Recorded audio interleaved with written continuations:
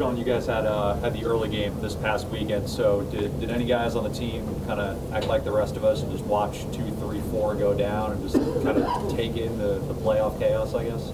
Well, I mean, you know, they just I watched watched a few of those games afterwards, and I mean, like Coach Saban always just tells us. I mean, it shows you that, you know, any given Saturday you can be beat if you don't do what you got to do. So I mean, it's a great testament, you know, just to show that you got to come out and play football every Saturday, because I mean, it's a lot of great teams out there.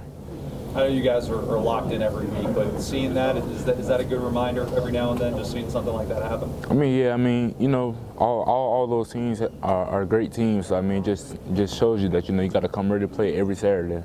When you do get to watch those games, are you watching them more as a fan or a little bit like film study, maybe future opponents for the playoffs? Well, actually, I know I was telling my dad like the other day, I was like, it's crazy, like I don't even like watch football like for fun anymore. Like now it's all like I'm out there, I'm watching TV, like literally calling out plays and like just analyzing. So I mean, football really not even the same for real anymore.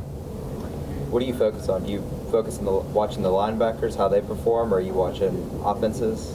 Well, I mean, I watch normally the defense, and, you know, just I watch, well, mainly the linebackers and DBs, you know, watching the coverages, the blitzes and things like that. So, I mean, I learned a lot, you know, just from watching. Has that changed more this year as you've taken more of a leadership role on this defense? Well, I mean, I've always like loved just watching football and analyzing it, but I can say that, like, since this is my third year and I've like got more like accustomed to the system and things like that, like it's happening more and more, like where I analyze, you know, NFL football, you know, college football, so high school, all levels. Saban preaches respect, like you said, respect for your opponent every week. He pushes it even more so on a week like this.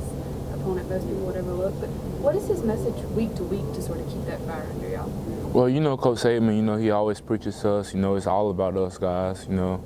It's important that we come in, you know, every day is a work day, you know. He always tells us either you get better or you get worse. So, I mean, you approach every day like that, knowing that you're going to either get better or worse. I mean, you have no choice but to get better, so. So are you playing against yourself more than anything?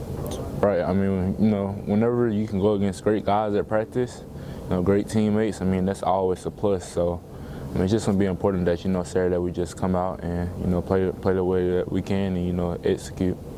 How have you seen Daron Payne develop just over the course of the season?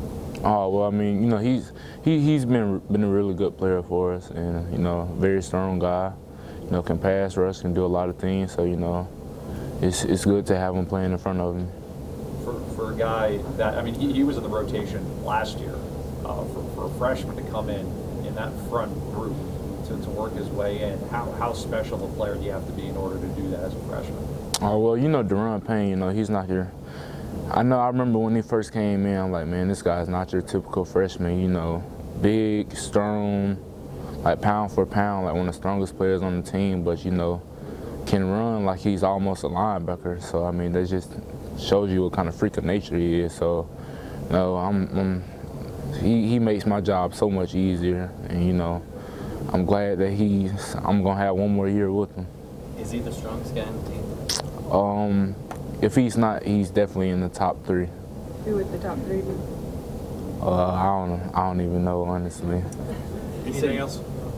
You said you're watching a lot of defenses around the country. Are you guys the best defense in the country? I mean, that's not my cause to take. I mean, there's a lot of great teams in the country.